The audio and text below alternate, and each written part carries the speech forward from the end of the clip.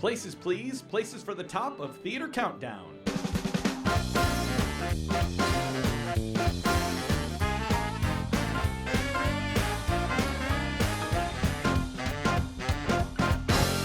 I have a dream about countdowns, baby. It's gonna come true, baby. Because we're on a countdown show. Hi, everybody. Hi. It's Theater. Hi to you. It's Theater Countdown, the podcast you've come to know and love for stressing you out about things that don't really affect your day-to-day operations, but somehow wiggle their way into your soul and make you second guess yourself. Maybe I'm talking about me and trying to name my favorite musicals. It's too much. Oh yeah, this season has been so hard. Like, I thought this episode, counting down our Would be top easy. roles, was going to be easy. I was like, oh, thank goodness. No. We've done our top musicals, we've done our top songs. Those I thought were like, oh, excruciating. And I was like, okay, this is going to be a piece of cake. It is not.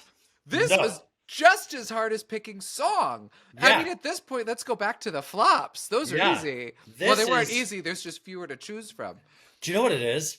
I also somehow feel badly for the characters that are not on my list. Yeah. Like, I feel like I owe them some sort of penance. Like, I'll send a card. Yeah, that's fair. I'll send a card to Bobby from Company. Bobby just to apologize. Yeah. Here's an edible arrangement. Yeah, Bobby would love an edible arrangement, or Bobby maybe just an edible. Bobby, I think, Bobby had quite edible. A few edibles over the course of the show. Bobby, she sure did. Bobby famously gets very high during the show. That's right. And drunk a lot. Bobby's got a problem. I think if we're being honest about it, Bobby's got a problem. Bobby needs no more edibles, actually. What Bobby needs is like a hug and maybe a weekend in rehab. And to be alive. To be alive. Well, all of that is to say that I'm your Broadway buddy, Ben Cameron, here with my good Judy, my good Juddy.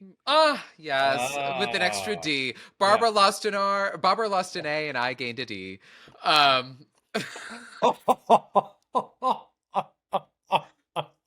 We're nothing but niche jokes here at Theater Countdown. Well, I'll tell you what. I know what I heard, but I don't know what you heard. You only an innocent comment about letters and names. Absolutely. Yeah, I'm Broadway enthusiast Michael Judson Berry, but currently I am Adirondack adventurist Michael Judson Berry. Double A. Yeah, where are you? You look like you're. I'm on Tupper Lake in the Adirondack Mountains. Where does it? Sorry, where are you gonna say it looks like? Well, it looks like you look like you are in the first 15 minutes of like a post-pandemic horror film where like you're on a Zoom call in the woods, you barely have the Wi-Fi, and there's a door right behiand you that doesn't look like it closes very tight. Nope. And it's 4 inches thick. Yeah, Emily Blunt is downstairs silently screaming. Silently giving birth in a bathtub. She is. And Kathy Bates is over here workshopping Misery the Musical. The best part of this cabin that I'm in Maysha, not only was it 20 minutes down like a dirt road, and I drove past it and had to drive another 20 minutes before I could safely turn around. This cabin has this bathtub situation in the bedroom that I'm in. It's a sunken bath, if you can't see, with a fabric poster of a waterfall and like trinkets everywhere. It's near the bathroom. Like, you step past that to the toilet, so I can't wait to like stumble there at 3:00 in the morning, just fall in. Yeah, I've got this lovely bird thing here with me. What a great bird! That's a cardinal. Yeah. Yes, and I'm in there's like a vanity situation going on here. Yeah, it's... Oh yeah, you're dead. You're dead. This is the last episode. I hope you've enjoyed my time that you are currently casting understudies. Yeah, who are just like ready to go on because I'm call Judy Kuhn because I'm about to Madeline Kahn this. I'm about to another extremely niche joke. That was real niche. You're welcome. I feel like I'm just gonna try to find places to scream out, "Look behind you!" throughout today's recording. I myself am not where I normally am. Normally, I'm in my beautiful New York City boudoir, but now I'm in a Hampton Inn in Savannah, Georgia. Savannah, Georgia is beautiful. I won't see any of it. So how nice to know that it's beautiful outside. But I'm on the first floor of the Hampton Inn, like right on the street, and have a giant, because it's hot in Savannah, giant air conditioner unit that you don't have any control over. Oh, So you're going to hear cars going by, you're going to hear the air conditioner whir and moan. And I hopefully don't not know, moan. moan. You're going to hear whirring on mine too because it's very cold in this cabin. I have the opposite problem. And so I have Ooh. a little space heater that was on the Oh. vanity table. It's under my feet. What is Um what brought you to yeah. this cabin? Are you having a romantic weekend? What are you doing? No, I'm with a group of friends and my sister and we're going to a brewski hike tomorrow. What is a brewski hike? Apparently, well, Danny, our producer, just gave me like the broy like fist bump. Oh, Yep, yeah, bro. I'm doing a brewski hike, bro. brewski hike. There's a bunch of breweries in the Adirondacks, and there's a thing you can either snowshoe or cross country ski from one sort of like beer stop to another. Uh, That is in the so Adirondacks. Yeah, so fun. I've got my flannels and my snowshoes, and we're gonna hike around tomorrow and try some local craft beers. Well, you say I've got my snowshoes like you've always had snowshoes. Well, actually, to be fair, I don't have snowshoes, and I'm borrowing my mom's, because I'm really Well, cool. well, Um, Mom, can thanks, I mom. borrow your snowshoes? Will you Yeah, bring them back? maybe we'll see. Wait, and what brought you to with Georgia? Georgia? Georgia. Was it the old Red Hills of home? Savannah, I marched on down here. The pull of the score of Parade was too great for me, and I since our last recording, I've just been marching nonstop towards the clay, the old Yes. red hills of home. Farewell, my Lila. But you know what they have here in Savannah, Georgia, when you order from the McDonald's to your hotel room, What? because we're in the deep South, Diet Dr. Pepper's on the menu. Oh, That's very Southern, right? Like you can't get a Dr. Pepper usually at any old place, but in the South they love it so much that you can get a Diet Dr. Pepper. dot, Dr. Pepper. Oh my. I feel like Blanche Devereaux. Ooh. Well, this is a podcast about theater, It and we is. It should talk is. about that. Not about our escapades. Oh yeah. Also, yeah. So you're gonna hear the truck, and you're gonna hear the air conditioner, The and moaning air conditioner. the moaning Myrtle over here, and also I brought my beautiful Yeti mic, but Uh-huh. the evil tech geniuses at Apple are continuing to be so evil that I forgot to bring my USB adapter thing. So now I can't plug my microphone into the computer. So I'm just speaking into Uh, the wind. wow. Whistle down the wind. Shout into your home screen. Hope No, that they can hear. Yeah, well, you sound great. You don't sound like a thanks. bag of wind at all. All right, well, Um, that's, though I don't know. we always sound like a bag of wind. I don't know that you feel that's true. That makes me think of Um, I just saw a little interview with Kenneth Williams. Do you know who that actor was? Speaking I of don't theater, know. he's Kenneth Williams? basically the guy that Maggie Smith, I'm pretty sure, based her whole persona on. He's Maggie Oh, Smith's gay best friend from when they were young and oh. started together. This fabulous British man. And there's all these interviews from him, the 60s, 70s, and 80s. And Oh. there's one with him with Joan Rivers, and he talked about, he was like, I was on stage doing a play with Maggie Smith, and Mm. I was giving a speech, and I broke wind, as one does on the stage. And Maggie, in the middle of my speech, says, well, the entire front row had that one. And I went backstage, I was like, Maggie, how could you? How could you call me out like that? And she says, in situations like that, darling, it's best to just call it out. It really is. But also I'm interested to know what play and what speech. I know. It was a Morning play I'd never heard of. Morning becomes Electra. I wish. Uh, Anyway, that's my little Kenneth Williams the anecdote. the Iceman farteth. Yes. And melted all the ice. The, the mailman always farts twice. Um, uh, Oh, we're here all day, ladies and gentlemen. and if you want us to be a part of your life every day, you got to make sure that you're subscribing to the show wherever you're listening to us. We're available everywhere. Make sure that you subscribe to the show. You can rate us, review us. We highly encourage rating and reviewing. That helps us spread the good Theater Countdown word. But also, we keep threatening, call us out on it. We want to read your reviews on the air in funny voices and or through song. Yes. And perhaps interpretive dance, which you won't see on the podcast, but we'll describe it in great detail. Don't worry. Oh, absolutely. I'll give a play-by-play. Yes. It's a very deep contraction. Oh, well, no, you get... Well, we have to figure out who's dancing, who's speaking, and who's interpreting. Yeah, we'll flip a coin. It'll be good. Okay, great. Should they join us on Patreon? I sure think so. 1,000%. It's a great deal. It costs less than, as we said, dirt, coffee. It's a great deal. You get to hang out with us. You get bonus episodes, and the shenanigans on the bonus episodes are great. If you think I'm indecisive and stroke out on a normal episode, just listen to a bonus one. Oh my God. We just become greedy monsters in the bonus, and we just start shouting things out that we feel that we must be heard. For real. It's really fun. And we're gonna do hangouts. Like it's worth it, trust me. It's a grand old time. $5. What are you doing with $5? Exactly. I mean, like do it for our country. Our country wants you to. Exactly. Am I quoting Grease too?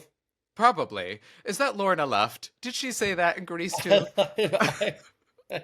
Anything that came out of Lorna Luft's mouth is good enough for me. Oh my goodness! Wait, do you know this? Do you know that I have stayed? No, I stayed at Lorna Luft's place at one point in Palm Springs, California. Oh, and Lorna wasn't there, but I have a friend who's good friends with Lorna. I broke into Lorna Luft's house. I was gonna say, was this legal? I do this with all my stars. So I broke into the skylight of Lorna Luft's house, Mission Impossible style. Great. No, but in the house were the ruby slippers, her mother's ruby slippers. No way. And they were wrapped in bubble wrap. So we weren't allowed to unwrap them, but they're wrapped in bubble wrap. But I did hold them close, and one of Judy's Grammys was there in the house as well. Whoa. That is cool. That is very cool. If I have to explain this to anyone who's listening, Lorna Luft is Judy Garland's daughter, but you get a free pass on that one. But next time there will be consequences for not knowing that. For real. Yeah. Just like Lucy Arnaz. Gotta know who that is. Star of the Pippin National Tour. Star of They're Playing Our Song. Yes. I love that one. So this is Theater Countdown. Lucy Arnaz, whatever her character was in They're Playing Our Song for not making the list. I know. I love Lucy Arnaz. I met her once when I was at Williamstown, and I went right up to her and I was like, I have to say, and you could see her sort of gearing up for like, I love your mother. And I was like, I love They're Playing Our Song, and I run to you all the time. And she lit up. We had the best conversation. She was so nice. She's so tall and so lovely. And shout out to Lucy Arnaz. Do you know what? I have not met Lucy Arnaz, but should have. I'm going to drop another crazy name. This is on the same Palm Springs trip for some reason. I went to New Year's at Barry Manilow's house. Oh. Dead serious. Wow. Now, it did involve us not being able to find Barry Manilow's address because they the satellites take it away, so nobody can just come over to Barry Manilow's place. That's fair. So Ubers can't find Barry Manilow's estate, or it's basically the entire side of a mountain. But we, in our effort to get out of the Uber and try to find Barry Manilow's place, ended up knocking on the wrong mansion door. They let us in, and we stayed for 10 minutes with all of these like totally hungover homosexuals who apparently, until finally my friend said, hi. So they were like offering us drinks. We're saying hello. And finally my friend was like, I'm sorry, this is going to sound weird, but where's Barry Manilow? And they were like, what are you talking about? We were in the wrong mansion. So we found our way to Barry Manilow. And at Barry Manilow's very small, intimate New Year's gathering was Lucy Arnaz. She was there, and I don't think I spoke to her, but I did talk to Barry Manilow. I saw my in, just like you did with Lucy. I saw my in by talking to him about Harmony. Before Harmony came to Broadway, I was like, how can I get some FaceTime with Barry? And that's how I did it. But you know who else was there that I was geeking out over was David Zippel. Oh, remind me who that is. Well, that's your reaction. Really, such a good actor. For a split you made second, I me was gonna feel- roll with it, and I was gonna be like, "Yeah, Gary Zipple. I know exactly who that is. Yeah, David Zippel. Of the Zipples, of the Baltimore Zipples. Yes. Yeah, absolutely. Lyricist for City of Angels. Lots of movie projects and all that good stuff. So Now I'm ashamed I didn't know because I love City of Angels. yeah. Ugh. All right. Follow us. What great adventures you've had in Palm Springs. It was all on that trip, and it's just you know. But incidentally, It's who you know. Barry Manilow's husband's name is, get ready, Gary. Gary Zipple. Oh, Oh, damn it, Gary Manilow. Gary Manilow. So they're Gary and Barry. Manilow. Oh God. Oh dear. That's great. How has he not made that into a song? We're Gary and Barry. We are the Manilows. Welcome to our mountain. I don't know. Welcome to our mountain. Also, the best part of that for me, Mountain. Manilow Mountain was the neighbors, though. Like, you never found out who those neighbors were that let you in, offered you drinks, and hung out with you. Because honestly, I like to think I'm a pretty friendly person, but if like a handful of people showed up at my house, I wouldn't just be like, "Come on in." Telling you, like, unless they're murderers. The friend who knew Gary and Barry Manilow knocked on the door. And somebody opened the door and looked us up and down in kind of a sassy way and said, "No thanks," and slammed the door. What? So we're all standing behind him going like, "Oh, well, that's just the way he and Gary Manilow, that's just their shtick. They love it." And then 3 seconds later, the door opened again. And the guy was like, "I'm just kidding. Come on in." So we did. And we walked in. There was a sunken living room and there were a bunch of like homosexuals who had been already partying at varying states of consciousness lying around. So I just don't think anybody had the energy. They just assumed either that we were hallucinations or that we belonged there. Oh, wow. Yeah. So no one said anything until we demanded to, because I was like, well, Barry Manilow is going to come in off the porch. Off of a wing, a bathroom, you know. Coming on a zip line, right in on a unicorn. I don't know how Barry Manilow enters the space. I don't know, but why not? But he wasn't there, and then they asked if they could come with us to see Barry Manilow, and then invited us. We said no, because obviously we couldn't even find him. And then they said, "Well, please come back after you spend some time with Barry." So I don't know. I think they would have let just about anybody in. It sounds like the Grim Reaper would have been welcome and probably was on their way. All right, so okay. Now that we've talked about how we've I was gonna say we should get to the show, but I also really want to hear more about these neighbors that just let you in. I know, who knows? And maybe none of them know each other. Maybe some guy was like, "Let me do a social experiment," and like it's like Company, the musical. Like they just keep coming on in. It's Company, and that was actually one of Patti LuPone's parties. This all makes sense. It was a Patti LuPone puppy party. It was, with the song in the living room. Welcome in. Watch your step. Because it's sunken. It's sunken. Yeah, you could trip and fall. All yeah. Right. I want to play. I want to play. Let's play a game. We have a game today. Huzzah. Huzzah, hooray, hip, hip, hooray. All right. The musical. Hip, hip, it's Danny J. Coming in. Hey, Daddy everyone. J. I call him Daddy J. What's up, Daddy J? What's up, guys? When are we going on our brew hike? Can't wait. Dude, bro, you need to get out here and bring your snowshoes, man. All of us broskies are going to go. If you don't have any, just ask your mom. Yeah. If you don't have them, get your mom's. The secret. That is the secret. Well, speaking of taboo memories and moments in people's lives, we do have a game today, and that game is going to be Theater Taboo, which we all know, hit it, Chris, is the sweetest of taboos. The sweetest taboo. I am so thrilled to get to lead the game. That was sexy. Wait, did you like that? Yeah, I just know that was sexy. That was actually me singing that in falsetto the whole time. I don't know if you gathered that. Yeah, thank you. You're very talented. You're more than just a great head of hair. Oh, thanks. But you are mostly a great head of hair. Yeah. Let's not get it twisted here, folks. Head of hair first. Decent falsetto singer second. Anyway, put them together, and what do you got? A TV producer. The facts of life. That's true. we are going to play Theater Taboo here today. So I have sent text messages to both Benny and Juddy with a list of 5 different theater-related things, people, events that they are going to have to try to get the other to guess. I've also sent each of them 5 taboo words, which they are not allowed to say. And if they do, they get buzzed and their round is over and we're moving on. And they get slapped in the face as well. With a rubber chicken? Yeah, the person that is hiding in Michael's closet is going to be coming out here momentarily. Oh, God. Michael, it actually looks like it's getting darker and darker in the room. It is, though. Is it sort of? Okay. This is all part of the game. Yep.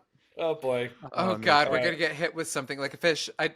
What's that song, Who Hit Nelly in the Belly with a Flounder? It's going to be us. We'll have to kiss that fish that they have to kiss in And Come From Away. and Come From Away. Amazing. We'll have to screech. Okay. So actually, Jen Colella will be showing up momentarily. Do you know what? I would love a funny lesbian. Yeah, you know what? I would pay $20 to have Jen Colella slap me in the face. Hands. Yeah, I think Straight 20. With a fish or just anything? I mean, if it wouldn't be great if it was with the fish. Yeah. I mean, or any like amphibian, that would work. an axolotl. Yeah. Well, Teresa, our associate producer who works on booking guests, we're gonna get that one in the works. We're gonna reach out to Jen's people and say we want her specifically to come on the show and slap our hosts in the face. Literally not say a word, not do anything else. Would be an honor. I mean, I've spoken to her many times, and when we've had her on the Broadway cast, my other podcast, which was recently deemed #1 by some blog. Some counts. blog, we were straight up #1. And she didn't bring a fish, and I didn't think to ask her to slap me with anything, and I feel like that's a missed opportunity. But I'd like to share that with you. There really is. Well, it was a Pride episode. I feel like slapping in the face would have sort of flown in the face of sort of the theme for that count or that. Yeah, That's of true. like Gay people slapping each other around. Yeah. That's what they do after Pride. Anyway, all right, so let's start with Benny. You are first up on my left here. So you're going to be trying to get Juddy to guess this first item on your list, and then after Benny, we'll go to Juddy and back and forth. And am I being timed? it's usually you get a minute, right? Yeah, And you see how many you can get. We're going to get. No, you've got. You Just have try 30 seconds on the clock to try to Okay. get the person to guess what your word is or your All right. thing. All right, Okay, I am going to great. start the timer as soon as my Apple device will cooperate here. All right, you have 30 seconds on the clock. Going to you, Benny. Here we go. I want to be in this. Moscow. Yeah. Thank you, Three Sisters. It's Phantom of the Opera. No. I will stand in this and bask in my glory. Spotlight. Yes. Ding, ding, ding. Nicely done. In 22 seconds. Okay. Okay, phew. All right. Want to be in Nicely this. done. I I want to even got a be- quip in there too. Wait, I have to the Moscow thing. My boyfriend has been telling me a little bit more about like Chekhov, and he's like an actor, like trained and all that stuff. And so he's a big old Chekhov fan, and so he talks about Chekhov being like it rages from like super hilarious to super dark really, really fast. It just vacillates really quickly. So anytime his daughter is doing one of those like toddler things where she's like crying and then laughing and she can't figure out which emotion she's going with, he makes her now say Moscow, Moscow, Moscow. He makes her say that, and she does, and it's hilarious. That's brilliant. All right. Okay. Oh, so my turn to try and get you to I also guess. just wanted All right. everyone to know that I had a boyfriend. We know, and he leaves the recycling on your bed. We know. And he listens to the show regularly because he had a critique for you guys of like that you were chickening out on your picks by selecting ties. That's You right. guys do know that he's also going to be the first one to listen to this episode, and he is going to love this moment. Aw. He is going to be on a run and listening to this and feel, click your heels, baby, click your heels. It's all about you. Okay, next. Let's give it a shot. We love you, Grant. You're amazing. Yes, Grant. All right, here we go. So putting 30 seconds on the clock for Juddy. Ready, set, and go. Okay, so this is a thing that a performer has during a show. A rehearsal? A role? It's part of the script. Lines. When there's a lines. lot of words. A monologue. A monologue. Yes. A monologue. Ding, Yes. ding, ding. Nicely done. That was That's in good. That's good. 19 seconds. That Oh, was faster than All right. Benny. All right. I definitely used a gesture too. I kind of cheated. That's all right. But You can we all trust know her. that this It's a means podcast. monologue. Nobody You're knows. about to be murdered. It doesn't matter. It's Maybe true. potentially moose murder. Hey. It's back. Right. It's back. Nice. Okay. All right. 30 seconds on the clock. Going to you, Benny, and go.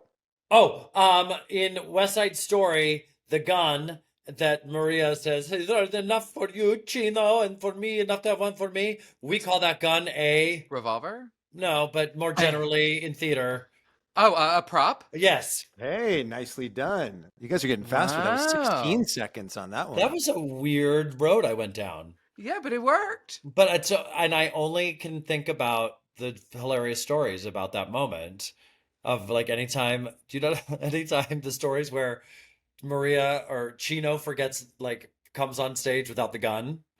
Oh no, that's really He funny. forgets the gun and she's supposed to like take the gun from him and then she swings around. How many bullets are left for you, Chino? She just like used her hands. And wait, he has to wait, doesn't Chino shoot Tony? Spoiler alert. What? Right. Yes. So, right. And so, if he doesn't have a gun, the story is that this actor ran up to Tony and started screaming, "Poison boot!" and starts kicking him in the shins. So then Tony has to like, like die to the ground while this guy kicks him in the shins with his poison boot. Oh my gosh. So then Maria doesn't have a gun to say, "How many bullets are left, Chino?" So she has to say, "How many boots are left, Chino?" Oh my Wait, god. did this happen in real life? Oh, it's an old wives' tale, but there's Oh my other versions God. of it, like I love Poison that. Jam, where they just run up and like pretend to feed them something, or like Poison it's. boot. Oh my gosh. I really want that to happen. And the next time I'm in a show, I'm just gonna run up to someone and kick them and go poison Poison boot. boot, and they may know what you're talking about. Maybe. That's incredible. All right. Oh, All man. right. Okay. Over to you, Michael. 30 seconds on the clock. Ready, set, go. Okay, I am an actor in a show, and I wear this A wig, on my body. costume. Yes. Hey, that was really fast. 9 Oh. seconds on that one. Thanks. There was a lot of gesturing going on for all the listeners at home, just so you're aware. Well, You like, Barely. I wear this, and you gesture to, yes. Okay, fine. I get just half want a the point. listeners to understand what's really Yeah. happening here. I today. can't help it. I'm an actor. if you hadn't said really on my body, my next thing was going to be caftan. To I be don't know fair, why. my gesture was that of a caftan, so it actually backfired. It was caftan like. It was I not a guess I should have helpful said you gesture. caftanned. Yeah. Yeah. All right, 30 Okay. seconds on the clock. Going to Benny. Ready, set, and go. And just where you are, it's that. Uh, And just where you are. and just like that, it's that big. Opening number? Yes, first word, yes. The Not day, but opening night. yeah. Yeah, there we Wait, go. What song am I trying to sing? I'm trying to sing Kiss Me Kate. No, yeah. and another Da-da-da, it's open, your very another first show. night, Just like yeah. that. Yes. Just like that, it's an opening night. night. Yeah, Something like that. it's something in that world. Yes. And out of the hat, it's that great. Opening. It's Caftan. that. Da-da-da. Anyway, we're going to be here for days trying to figure this out. And just like that, it's an opening night. No. Nope. Nope. Cole Porter is furious right now. Nope. I'm wondering how much of the show it would take for us to figure out the lyrics to this song without looking them up. Yeah. The entire Cole rest. Porter's And out of the behind hat, you. It's that big first night. Then out of the house, it's the big first night. Yeah, I don't think they say opening night. Well, then I'm they just say another opening, another show. Well, then I'm a bigger idiot than we thought. Well, Let's I be still honest. got what you meant. It You worked. still got it. You got it. You Did picked we up what I put expect down. me to be the one who got the lyric right first? I guess not, because you're straight. But your That's- falsetto I- is so okay. Yeah. Like, you know a lot more than we thought. And your hair is so tall. Your hair's and great, though. Seemingly, Your hair looks like a guy who would know those lyrics. It does. I just feel like it's got to cut through wind Yeah. when you jog. It's aerodynamic. Very aerodynamic. Okay. All My right, here we go to turn. Michael in 3, 2. Okay. People who Meet people, funny girl. If something goes wrong on stage Mishap. and the words that come out of your Improv. mouth, Improvisation. Yes. Improvise. Yes. Nice. Got that one in 19 seconds. Okay. We're sort of going back and forth. Yeah. It's really hard not to use the words that I couldn't. Yeah. If that makes sense. Why don't you share, Michael, with the people what some of the words were that we couldn't use? Comedy, funny, think fast, make up, and scene. Yeah, those are the ones I would want to use. Yeah. But then I saw it said taboo words right after I said words, and I was like, I can't say words, but it's on the correct side of the colon. That's all I want. It'd be really funny if you saw that. The colon. If you saw that and you're like, I can't say anything. Annie told me I can't gesture. How am I going to make Ben guess this? Oh, I can't do a thing. It's the ESP hour on Theater Countdown. All right, are you a believer? All right, here we go. Going to I Benny am. in 3, 2. I know that you're about to go onto the stage, and I want you to do well. So I will say to you, Break a leg. that's right. Nicely done. And That I was couldn't amazing. say good luck, performance, show, theater, or wish. That's right. That was one thing I forgot to have you guys share after each round is what the words were that you couldn't say. But that's okay. That's okay. We'll do it for the rest. Moving forward, yeah. We have a couple more left. All right. Okay. You guys are in the pocket. Going to Right. Juddy in 3, 2, 1, go. At the end of the show, There's another day older. all the performers. Curtain call. Yes. Nice. And I was so tempted to just do it, and I didn't. I didn't gesture. I just held my fist in a weird way off to the side of my head. And what were the words you weren't allowed to say? I was not allowed to say final bows, actors' appreciation, or applause. We like to Or spike. Yeah, or reference the musical applause. feigning humility is really what it is. That's all curtain call is. We run out and pretend to be gracious. Yes, we're like, thank you for being Oh no, here. no, thank you. No, Thank thank you. you. No, thank No, you. thank you. Yes. Ah. All right. All right, here we go to Benny in 3, 2. It spins. Turntable? No. Dreidel. No, the other one. It's basically that. It's basically a dreidel. You put it in your hand and A fidget spinner. Yes, it is, but it also is given to you for being very good. Oh, Tony Award. Yeah. Oh, woo! You got there. I mean, it is a fidget spinner. Oh, It is I just a held my first dreidel, Tony the and- other day, and I have ADD, and I was like, this is a nightmare. I could never win a Tony. I will get nothing done. Not Yeah. only is it shiny, it spins. Yeah. Oh, forget it. Yeah, Forget yeah, it. yeah. All day, every day. All day, And I every wonder day. if you could. I wonder if you got to assume that it's heartily constructed, right? Like you couldn't. Oh, I was holding my friend's Tony, and I was going to town on that thing, and it stayed on. Yeah. Yeah. Oh my God, can you imagine if you spun your If I friend's broke their Tony Tony. just by having too much fun? He'd be really upset. It's No. fine. He has 4 more. Oh, okay. Now, Benny, what were the words you couldn't say? Because that one seemed like we were struggling to get there. Oh, I couldn't say Broadway's highest honor, statuettes, competitive ceremony. Or Audra McDonald. I Interesting. guess competitive and ceremony were probably two different thoughts, right? Not competitive ceremony, although it is. A competitive ceremony. That is true. All right. Oh gosh, the All right. last one. Here we Okay. go, Juddy. Bring us home. Setting the clock to 30 seconds and go. Okay, when you were in rehearsal, you learn this. The director tells you to Choreography, do this. Blocking. There you go. Okay. Nicely done. Way to bring it home strong. I could not say actor, movement on stage, choreography, spatial organization, or standing. Spatial organization. Do you think I'm smarter than I am? You might, obviously. Like, I mean, you went to the Royal Shakespeare Company, so. I went to the London Academy of Music and Dramatic Art. That's why I'm not as bad. No, close enough though. Close enough. Lambda. Lambda. There's Lambda, Rada, and Guildhall. And yeah, everyone was like Lambda ones where they were like, "You're the pretty ones." And I was like, "Thank you, I'll take that." And the Rada ones, or they're just They're the more like, we're dirty, serious geeky. actors. Yeah. Yeah. Huh. I wonder what they call those of us who dropped out of AMDA. Successful. Okay, that's it. Podcast host. Podcasters. Podcast host. All right. Well, Gate thank you guys. crashers. This has been a blast. I'm going to mute Thanks, myself Daddy now. Jay. Yay. So the time has come. This was supposed to be a lark, and this was supposed to be hilarious and light and easy to name our top musical theater characters in a Broadway show. So we can't include characters that are strictly in musical films. We can't name characters that are strictly in shows that have only been off Broadway. Mm-hmm. Characters in Broadway musicals. This, woof. This was gnarly. I have about 30 character names looking back at me right now on my list. And once again, if I look at one of them, then I like quickly look at the other one as if to say, forgive me. Yeah. These are my children.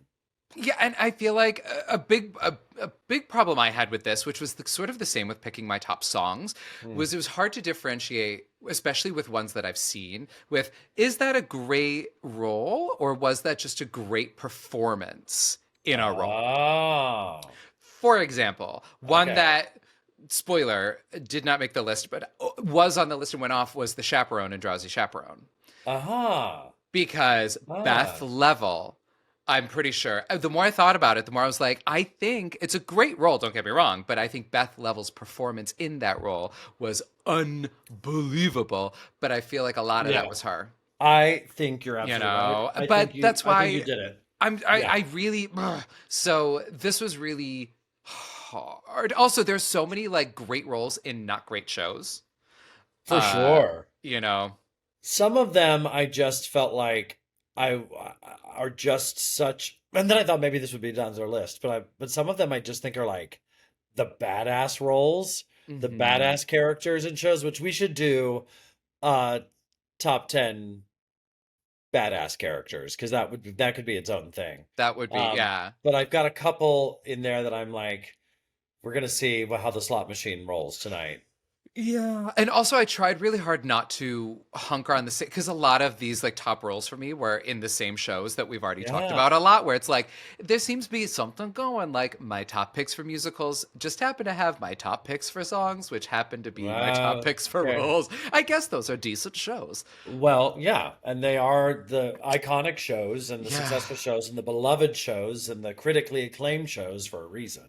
Yeah, and shows a lot of them that have been around for a long time. So we've seen multiple people play these roles. And so it's like, I know it's a great role because I've seen like 5 people do it and 5 of them do it really well. Do you know, I was thinking about this though, going back to my apologies to Bobby from Company. Bobby as played by female could be a contender. Bobby in the original context as a bachelor who's just kind of a whiny dickhead, maybe not so much. So I just left them both off. I'm with you. I thought about Bobby. Bobby was one of the first characters that popped into my head. And I was like, wait, actually, now that I think about it, in Company, it's sort of the ensemble that's fantastic. And Bobby just sort of chills and watches other people do really cool things and then sings 2 great songs. Yeah. 2 of the best songs And ever. I feel like that's one of the issues with Company. Sometimes I have trouble tracking Bobby's journey, if that makes sense. Yeah. So Bobby's not on the list. Bobby's not on the list. Should we dive into the list? And I'm really curious to see what made it. Yeah, but I am desperate for you to go first. I will. Okay. My number 10 is one that I actually really like this one. I don't know if she should be number 10 because it's such a great part. But it's Lady Tiang from The King and I. Oh my God. Okay. I know. That was delight. That was a delighted chuckle. Yeah. Oh, Oh my God. She never crossed my mind. I'm sure. Poor Lady Tiang. Because I was thinking about some of the great sort of older golden age musicals, and of course, The King and I comes to mind because Mrs. Anna, because The King, and again, like we've seen so many men want to play The King and King and I, so many women want to play Mrs. Anna. But then I was thinking about that show, and I was like, you know what though, Lady Tiang is I think a much more interesting part because she loves him and she's in a difficult spot where it's like he has a lot of wives, but she's the head wife and she's the one who sort of has to keep everything together. And even though she probably doesn't love that Mrs. Anna is here because they have their own like weird thing between the king and Mrs. Anna, Yeah. and she really loves the king, she gives Mrs. Anna that great push, that great song, like he may not, like he'll always need your love. And I think that's such a Something great, wonderful. something wonderful. It's such a great song where she's Yeah. basically saying like, he's not a great guy and he's not going to give you what you want, but you have to love him anyway. And I think there's a reason why she won the Tony recently for that role. It's a supporting Yeah. character, but it's I think, a very overlooked but complex and very interesting part.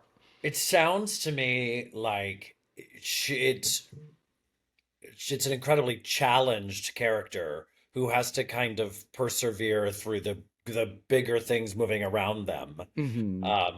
And there's so much in her, but she gets so little stage time. And then Ooh. and that song, you have to justify that song with something, but so much of your role is purposely in the back behind the other two. So I think it's just really interesting. And I'm really glad that that role like recently won a Tony Award and people sort of Ruthie. appreciated that role a little bit more. Ruthie Ann Miles. All right, well, let's listen to her sing a little something wonderful.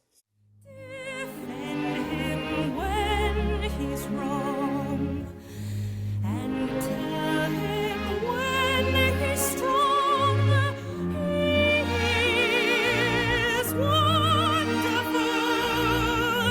He'll always need your love, and so he'll give your love.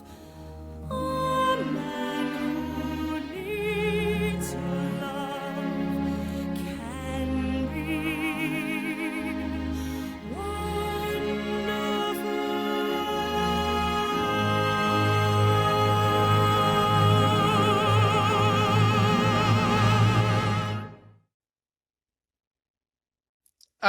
She's so good. Really, I So thought. good. It's Diet Dr. Pepper. Oh boy. I forgot what I was going to say. Oh no, I didn't, because Something Wonderful is really up there with one of the best show tunes ever written too. I mean, it really is a good one. And I think there are schools of thought that I maybe have read where they think it is the Rodgers and Hammerstein's best song. It's a Up for really debate. good song. It's a really good song. All right. Number 10. Number 10. I don't normally do this, but I don't know that you can do this top 10 without this. So I'm giving in fully, and at number 10, I'm gonna go with Elphaba from Great. Wicked. Yeah, I just think you can't kind of get away from it. Mhm. It is a dream role for every musical theater actress and beltress and singer, and but she doesn't just belt, she's got that gorgeous I'm Not That Girl, and it's in that show, it is that journey. I have always thought, unpopular opinion coming your way, get ready for a hot take. I've always felt like maybe the Galinda side of things was a little pushed in the creation of Wicked to make it a 2-star vehicle. When I think the truth of the matter is, it's not really Glinda and Elphaba's story, it's really Elphaba's story. And it certainly was in the book. And I think that's just kind of the truth of it. But the songs are amazing, and the levels that she has to go, and you get to see this beautiful art. And there's really fun things in there that you don't know, like through the show, as you go further into the second act, they actually change her makeup and she becomes a darker green. It's this very subtle kind of subliminal thing that she gets greener and greener and greener as the show goes on. Interesting. Isn't that, which I just think is such a fascinating detail. So by the time she gets to No Good Deed and she steps into that thing, she's as green as she's gonna get, is when she says, Wow. "I'm wicked through and through." Um, Whoa. but she rides the thing, she sings the song, she casts the spell, she does it all. You got to give it up for Elphaba in Wicked. Ah. Elphaba Throp, everyone. Mm-hmm. So here she is, Elphaba Throp. I don't know which Elphaba this is going to be. Let's find out. Yeah. Dealer's choice. Mm-hmm. No good deed goes unpunished. All helpful urges should be circumvented. No good deed goes unpunished. Sure, I meant well. Well, look at what well meant did. Alrighty now. Ah. All right. Ah, Yes. Yes. Queen. Queen. Okay, my number 9. And I thought about switching things around, you know what, because there are too many choices. I'm just sticking with the ones I picked, and I'm just gonna try my best to justify them. All right. My number 9 is the entire Dysquith family from Gentleman's Guide to Love and Murder. Exceptionally chosen. A Wonderful. great role. If you are a character actor, this is your dream. And I know this was not like, this show was sort of overshadowed by the Juggernaut that was beautiful. It still won Best Musical, but I mean, I love that one actor gets to play, I believe, 9 different characters, because it's the Yes. Dysquith family plus the little like janitor character at the end. So it's just like, if you love to play a lot of wacky characters and play a lot of wacky costumes, this is such a fun challenge. And I can't think of another. I think there are other shows like Little Me. There are other shows where you get to play multiple people, but nothing quite like this. Yeah, the Dysquith family is the star of the show. Yeah. Ultimately. Who's Yeah. that? Is that Jefferson Mays? Jefferson Mays, yeah. God, Jefferson, amazing. Yeah. Jefferson, Well amazing. But I remember seeing that show and just belly laughing my way through it, and that is such heavy lifting for one actor to do. But Oh, yeah. truly, what a pot of jam Oh, yeah. to And they land play yourself in. almost all of the roles just in Act 1. I think they only play 3 characters in Act 2, and they do most of them are Act 1 with those amazing quick changes and all that. It is just yeah, no. Yeah, it's crazy. I'm trying to think of what would be a good song for this character.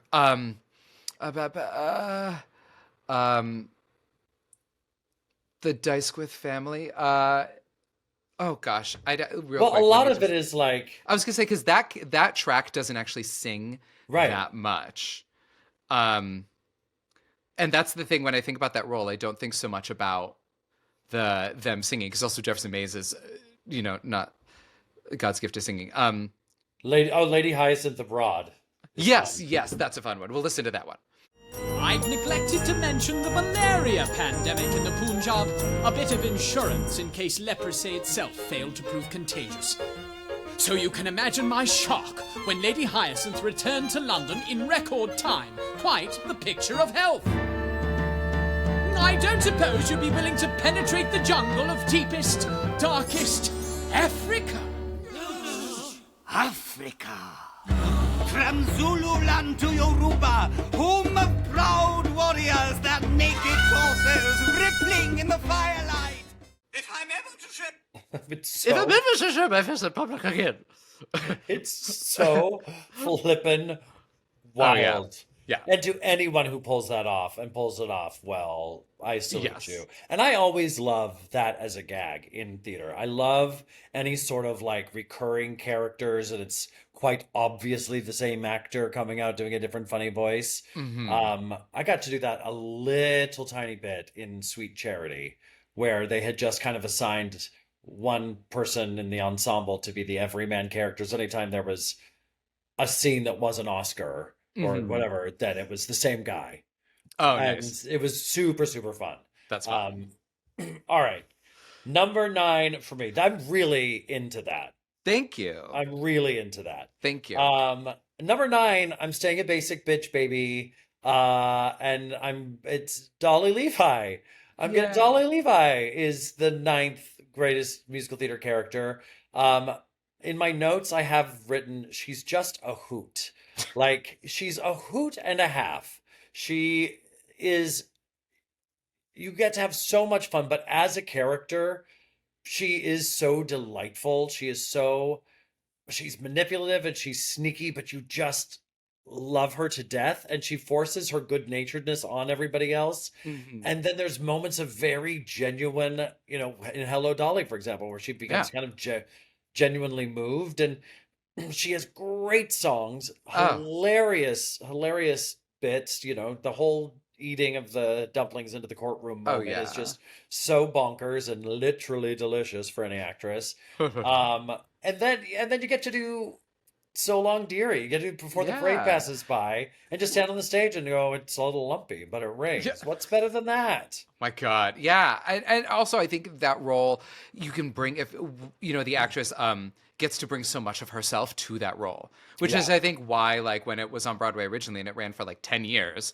why every major star wanted to do it. Because you can, it's perfect for you to like put your own shtick on it because it's designed for a star to then do in their own way, which is why, like, when I saw Bette Midler do it versus Bernadette versus Donna Murphy, 3 completely different performances. Yeah. That's I think, one of the really fun things about that role.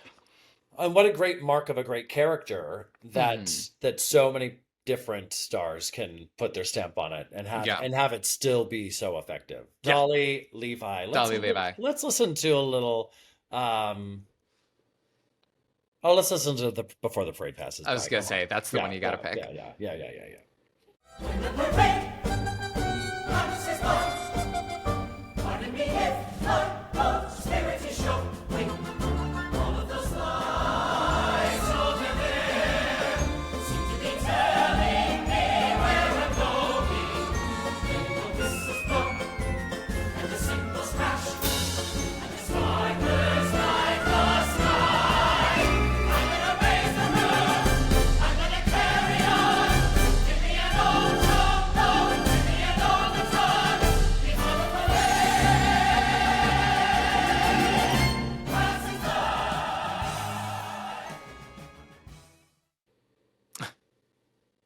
Yeah. She's gonna go again. She's gonna drive again. Drive again. She's gonna feel her heart feeling alive again.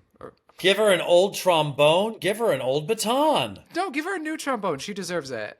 Absolutely. Enough of the secondhand brass. Yes.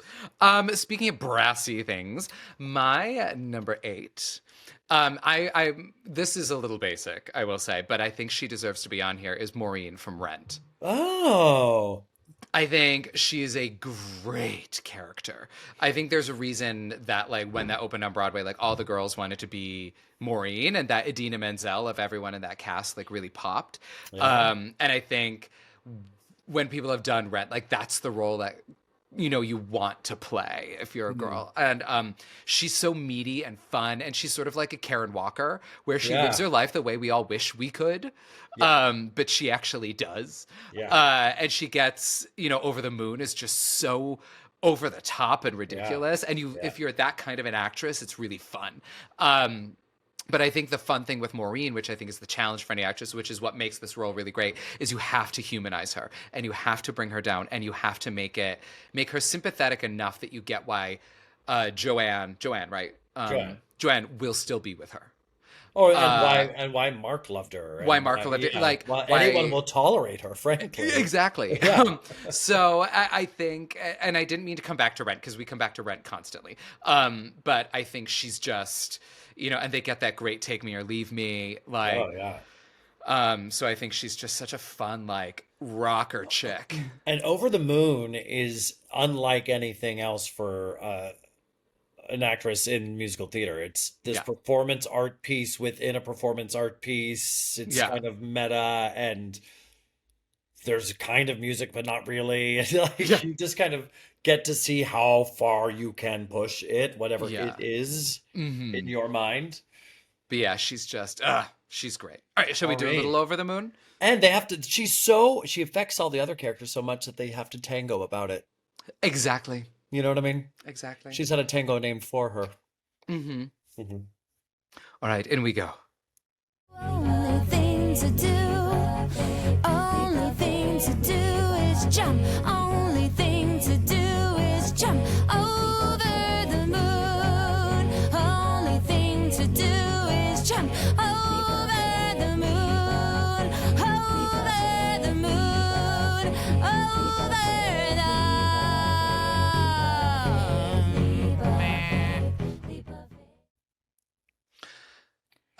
She jumped over the moon. Yep. Not since Mame has anyone been so close to a moon. The moon, the man, and the moon's a lady. Oh, be Arthur. Be Arthur forever. What a gal. Okay.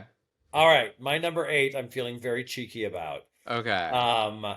And feel like it's pretty undeniable. And I think that there are some tie-ins to some other characters that I was really thinking about putting into this, but my number 8 is Frank-N-Furter from the Rocky Horror Show. Okay. You try to explain Frank-N-Furter to me. I can't. Anyone. It is completely batshit. It is there. It's this bisexual, cross-dressing, science alien lab, rock and roll singing, demented demon.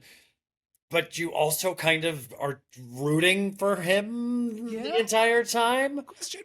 Question mark. And also, it's unlike anything that's ever happened until Hedwig. Mhm. And that's kind of what I was thinking. I was like, oh, I want to put Hedwig on the list. And then I was like, but I want to put Frank-N-Furter on the list. Not that they are the same thing or necessarily, but they check some of the same boxes to be sure. Yeah, why you want to pick one. And Frank-N-Furter is just, it's so outrageous.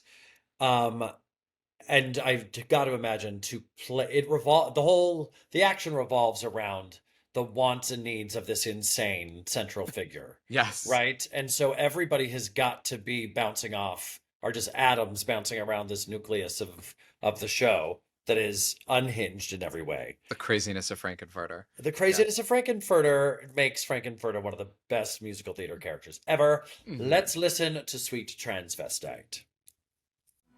Transsexual Transylvania. Just a sweet transvestite. Transsexual Transylvania.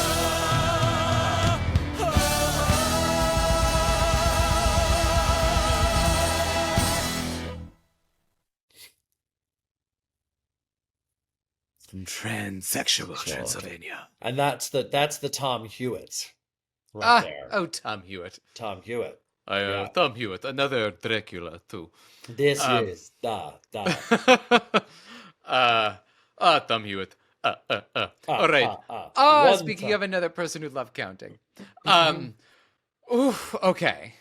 Okay, I'm gonna do it. My number 7. Yes, I'm gonna do it. For all the dancers out there, Peggy Sawyer from 42nd Street. Oh, I know. I love your Wow. face. I feel like I just pick ones and I just love watching you be like, what? I did, but it's stuff that I've never seen coming. It's yeah. You're welcome. Yeah. Yes, I think Peggy Sawyer, it made me think of it because my good friend Jessica Walkenfuss, who is sort of like the Kevin Bacon of Broadway, she's like, I know her. She has worked more than any other actor I have ever met. She is constantly employed, and therefore she has either auditioned or acted with everyone. Yeah. Everyone knows, or at least, I don't know if you know Jessica Walkenfuss, but I guarantee you are 6 degrees away from her. Because you're talking to me, and I worked with her. We did it. We did it. But she's a dancer, and she's primarily a tapper. And so she's been in every tap show. And I remember when she got Peggy Sawyer, and that was like the role that she like always wanted to play and like dreamed of. And she was like, you don't understand. If you are like a girl and a tapper, you want to do 42nd Street and you want to play Peggy. Even though Anytime Annie is the like more fun part. Yeah. But Peggy, and I think Peggy Sawyer is such an iconic role. Like, as far as the underdog, like Sutton Foster has been, people say like Sutton Foster is a Peggy Sawyer. Like anyone who's sort of the understudy who gets their break. Like this year, what's her name, who was in Funny Girl, who then got to be in Harmony. Julie Benko. Julie Benko is a Peggy Sawyer. Like so if you are a person who, the underdog who got their chance, you are this. So I think that makes her a pretty iconic role. And I think she has to be able to sing, she has to be able to dance and act. And as far as like, she has to go on that full journey where she comes in this wide-eyed girl from Allentown, Pennsylvania. And by the end, she has to carry a Broadway show and she has to do it in 24 hours. So you're going in a kid, you're coming out a star. Yeah. And she has to hold her own next to whoever is playing Julianne Marsh and Dorothy Brock. So yeah, I think it's a pretty badass. I think it's a tough role. You need somebody who can dance like it's nobody's business, who can still act, and who can sing. Yeah. Chops. We call that chops. They She got got chops. chops. Yeah. All right. So, shall we do a little what does she get? Because Peggy, but it's mostly just her tap dancing. We can listen to a little of just like the 40-second. No, I was gonna say, do I listen to some tap dancing? Yeah, totally. Absolutely. Or a little go into your No. dance? What I just want to hear tap dancing Let's just play part of the finale of 42nd Street. so that we can all appreciate the brilliance of this character. She's a hoofer. Let's just hear some pots and pans banging. Great.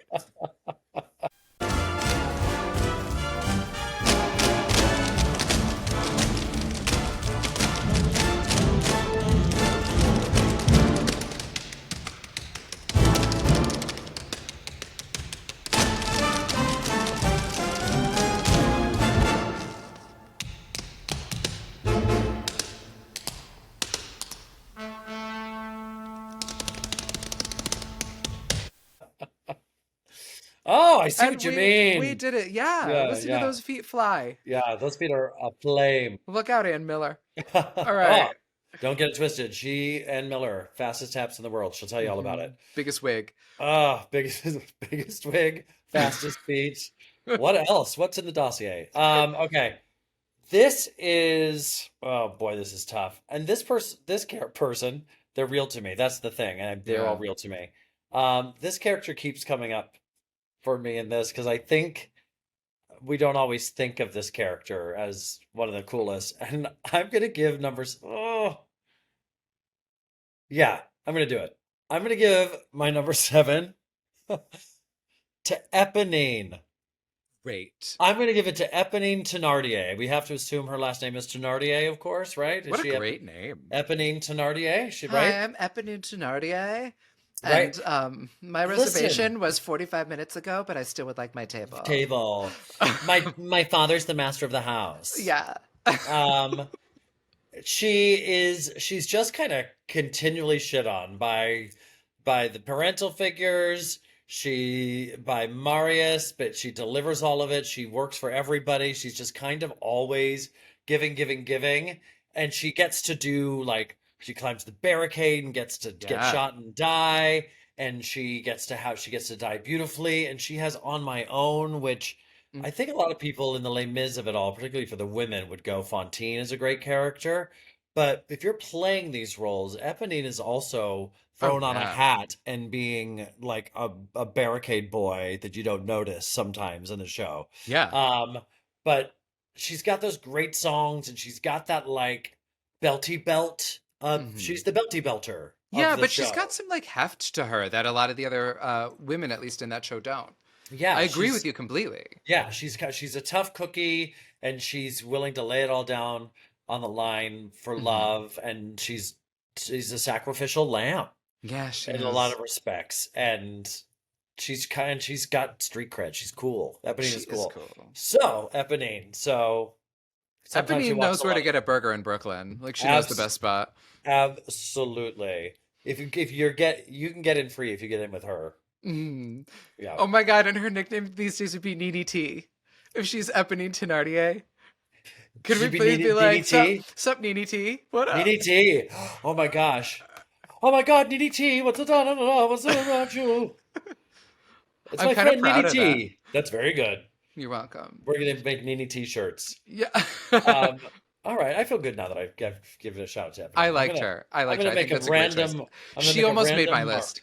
So I'm She really did? glad that you said her. Yeah. All right. She okay. was my pick from Les Mis as well. Okay. Oh, all right. Excellent. Okay, the next one on mine. Oh, the last one for this episode. Yeah.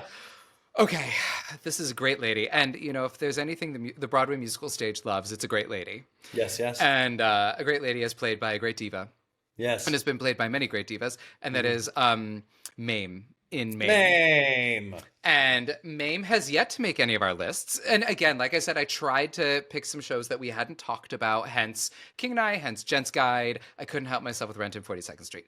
But Mame, I think, it's not done as much anymore because it's not the most PC show anymore. It was very, like, of its time. But Jerry Herman wrote some great tunes. And Angela Lansbury, I think, probably gave a pretty iconic performance. But people have done it since, and it's another one of those roles that I think, like, you want to tackle. She's like a funny Mama Rose. Yes. You know, Christine Ebersol's done it. Christine Baranski has done it. I'm trying to think of who other great ladies recently.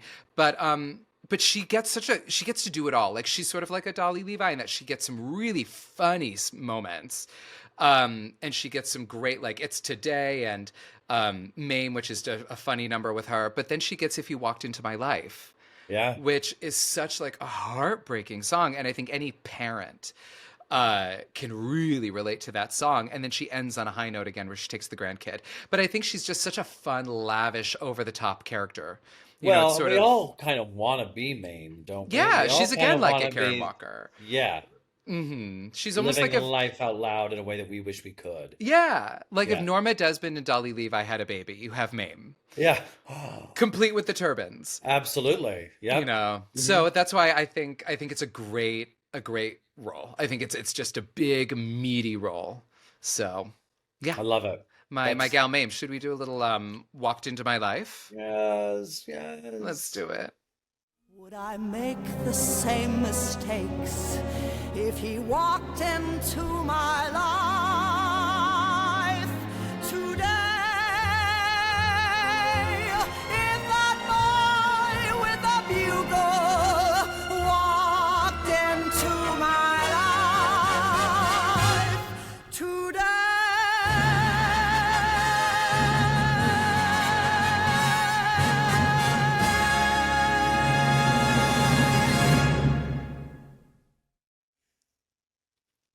Took me forever. I didn't know for the longest time that song was about the kid. Because I knew that song from cabarets and concerts. And it sounds like a love song. So and that's and I think that's also the beauty behind it, right? Mm-hmm. It's a great song. It's wearing a disguise. Tis. All right. Number 6. Okay. I am going to go with. It's got to be good. Bring us home. I know. This is our last one of the episode. I think it's going to be. I've got 2 written down here, and they're from the same show, and they're the stars of the show. The Robin and I are waiting. Yeah. Oh, God. Is it Mrs. Lovett or is it Sweeney? Is it Mrs. Lovett or is it Sweeney? Is it Mrs. Lovett or is it Sweeney? Is this your sneaky way of getting 2? Oh, it is. It's Sweeney Lovett. It is. But I think I'm gonna give it to. I'll give it to Mrs. Lovett. Yeah, you got it. Mrs. She's the Lovett. brains behind the operation. It's Mrs. Lovett. Absolutely. Sweeney's a great role, but She's the devil herself. There's something far more wicked in the enabling of the revenge and doing it for your own desperate wants, and it is all actually very self-serving. And hiding things from him, and it's so meaty. You should put it in a pie, this role. My gosh. well done. It is. It's so One of fun. the best pies on Broadway. Yeah.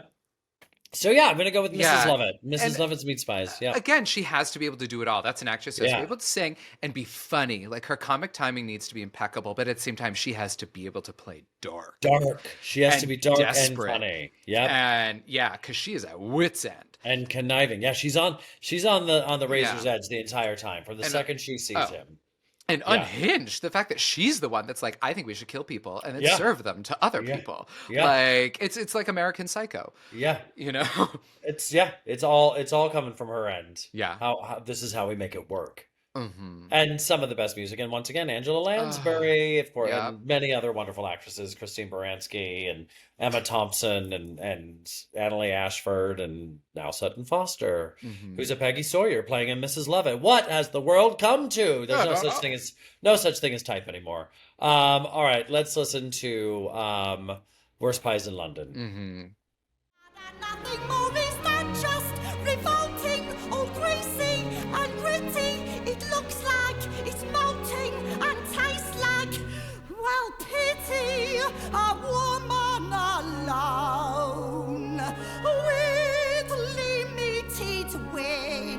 and the worst pies in London. Ah, sir, times is hard, times is hard.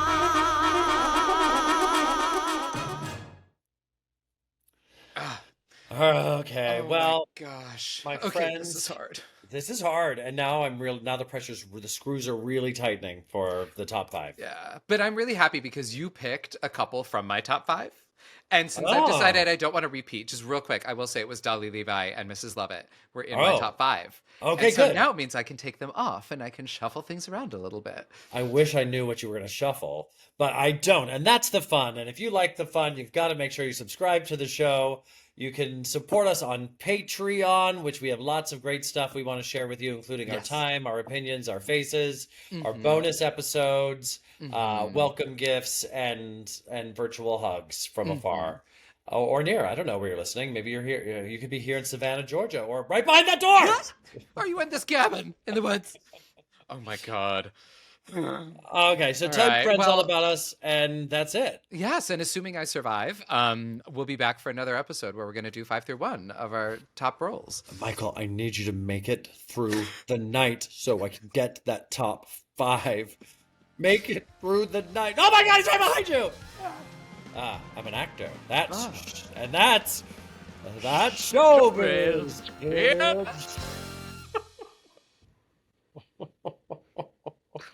Oh man, yay, we did it.